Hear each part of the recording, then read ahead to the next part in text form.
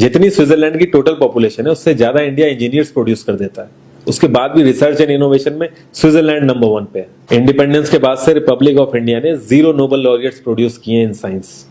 USA ने 100+ कर दिए। ASER की रिपोर्ट के हिसाब से 83% एजुकेटेड इंडियंस एम्प्लॉयबल ही नहीं है।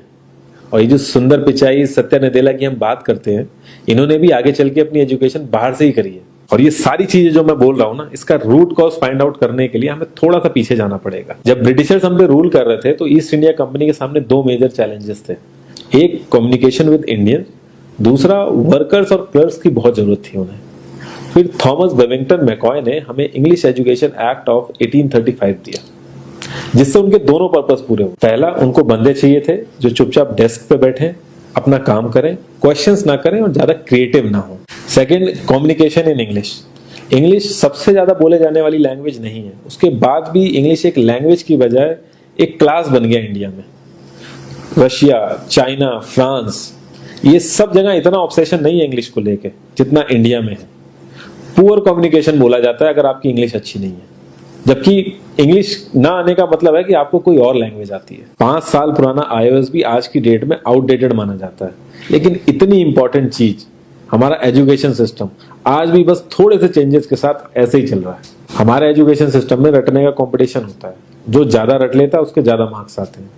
अब 95% जिसके संस्कृत में आए हैं वो भी संस्कृत नहीं बोल पा रहा है। और बेसिक हिस्ट्री होने की बजाय इतनी मोटी मोटी किताबें हैं हिस्ट्री की जिसका कोई मतलब नहीं है। अगर आज की डेट में आपको कुछ भी पता करना, आप गूगल से पता कर लोगे, उसके लिए आपको याद करने की जरूरत नहीं है इतना कुछ। और ये गवर्नमेंट स्कूल में हर क्लास में इंग्लिश का सब्जेक्ट है। 12-12 साल लगाने के बाद भी लोग इंग्लिश नहीं बोल पा रहे हैं। और बिना किसी बुक को पढ़े 5 साल का बच्चा सीख लेता है, क्योंकि उसको वैसा एनवायरमेंट मिल जाता है। A+B का whole square is equal to A² + B² + 2AB।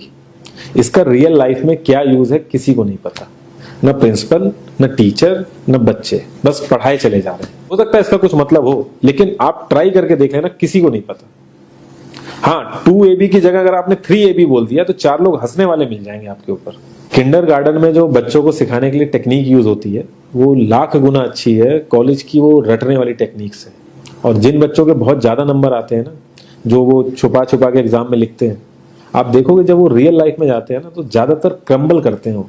हर किसी को सेम सिलेबस और सेम चीज सिखाई जाती है बिना उसकी कैपेबिलिटी देखे।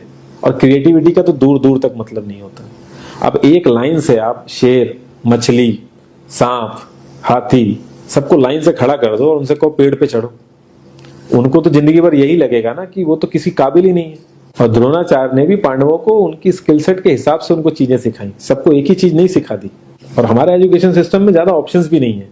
सबसे ऊपर साइंस, फिर कॉमर्स, और सबसे नीचे जाके कहीं नंबर आता है आर्ट्स का। आर्ट्स लेने वाले को तो लोग इतना हल्के में लेते हैं जैसे वो किसी काम का ही नहीं है। हर माँ बाप को तो इंजीनियर या डॉक्टर ही बनाना है। कॉलेज वाले अगर एक्स्ट्रा कोर्स रख भी देते हैं तो माँ बाप एंट्री नहीं कराएंगे, तो वो सारा पैसा बर्बाद होगा कॉलेज का। तो ऑप्शंस कहाँ से आएंगे? और बचपन से ही आपकी ट्रेनिंग स्टार्ट हो जाती है।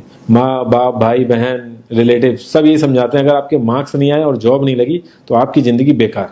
और लाइफ की क्रिएटिविटी को आप रखते हो साइड में, और ये अच्छे मार्क्स और अच्छी जॉब पाना आपका सपना बन जाता है। अब ये सपना पूरा हो जाता है तो बहुत बढ़िया है, दूसरे को जेलस फील कराओगे, नीचा फील कराओगे। और इस छोटी सी उम्र में अगर सपना टूट जाता है तो सेल्फ डाउट में आ जाओगे। इतना बाहर वाले आपको नीचा नहीं समझेंगे जितना आप खुद की नजरों में गिर जाओगे। आप किसी भी 4-5 सक्सेसफुल आदमियों के बारे में सोच के देखिए जिन्हें आप बहुत सक्सेसफुल मानते हो या जिनकी तरह लाइफ आप जीना चाहते हो। मैं ये कह सकता हूं कि वो इस एजुकेशन सिस्टम की वजह से तो सक्सेसफुल नहीं होंगे, चाहे वो जो भी हो। धीरू भाई अंबानी, विराट कोहली, आमिर खान, नरेंद्र मोदी, ये सब हमारे इस करंट एजुकेशन सिस्टम के ट्रैप में नहीं फंसे। इन्होंने खुद सीखा, खुद एजुकेट हुए और खुद आगे बढ़े। किसी कंपनी के सीईओ को अगर ये कहा जाए कि आप अपनी कंपनी के सारे डिपार्टमेंट में इंटरव्यू दीजिए, तो कोई गारंटी नहीं है कि वो सारे डिपार्टमेंट के इंटरव्यू निकाल लेगा। और ये भी हो सकता है कि वो आधे से ज्यादा डिपार्टमेंट के लिए क्वालिफाई ना करे एजुकेशन वाइज, लेकिन वो पूरी कंपनी चला सकता है। तो ये जो एक स्किल है, इसके बारे में बात क्यों नहीं होती? लोग अपनी 25% से ज्यादा जिंदगी इस करंट एजुकेशन सिस्टम में लगा देते हैं ताकि अपने से कम पढ़े लिखे आदमी की कंपनी में जाके उसके सपने पूरे कर सकें। इंडिया का जो करंट एजुकेशन सिस्टम है, अगर वो इतना ही अच्छा है तो जो भी सेलिब्रिटीज हैं, पॉलिटिशियंस हैं, वो अपने बच्चों को बाहर क्यों भेज रहे हैं पढ़ने के लिए? इनफैक्ट पॉलिटिशियंस के साथ तो ऐसा करना चाहिए, जिस एरिया से वो जीते हो उसी एरिया के गवर्नमेंट कॉलेज में उनके बच्चों को पढ़ना कंपलसरी हो जाए, तभी वहां के गवर्नमेंट कॉलेज सुधर सकते हैं। 368 प्यून की जॉब के लिए 1.5 लाख ग्रेजुएट और 24,968 पोस्ट ग्रेजुएट ने अप्लाई किया। मैं आईएएस पीसीएस की तो बात नहीं करता हूँ, वो तो एक पैशन की बात होती है, लेकिन कुछ लोग 5-5, 6-6 साल से तैयारी कर रहे हैं कि कोई भी गवर्नमेंट जॉब मिल जाए उन्हें। उनसे पूछोगे क्यों ऐसे इतने टाइम से लगे हुए हो, तो वो एक ही चीज बोलेंगे कि जॉब सिक्योर है। मतलब आप काम नहीं भी करोगे तो आपको निकाला नहीं जाएगा। ये सारी कामचोरी वाली बातें माइंड में इसीलिए आती हैं क्योंकि हमारा जो करंट एजुकेशन सिस्टम है वो इतना कॉन्फिडेंस ही नहीं देता है कि हम अपनी स्किल के दम पे कहीं जाके काम करें और हमें निकलने का डर ना हो। मैं आने वाले 10 साल की तो बात ही नहीं कर रहा हूँ, अगर मैं आने वाले 5 साल की भी बात करूं तो टेक्नोलॉजीज में इतना ज्यादा चेंजेस आ जाएगा कि जो आज हम पढ़ रहे हैं, जिस स्किल पे हम फोकस कर रहे हैं, पता नहीं वो रेलेवेंट भी होगी कि नहीं उस समय। Cloud computing, SEO, digital marketing, ये सब जॉब्स पहले एग्जिस्ट ही नहीं करती थी। हम लोगों को एजाइल होना पड़ेगा, नई नई चीजों को सीखने के लिए ओपन रहना पड़ेगा, क्रिएटिव माइंड लगाना पड़ेगा।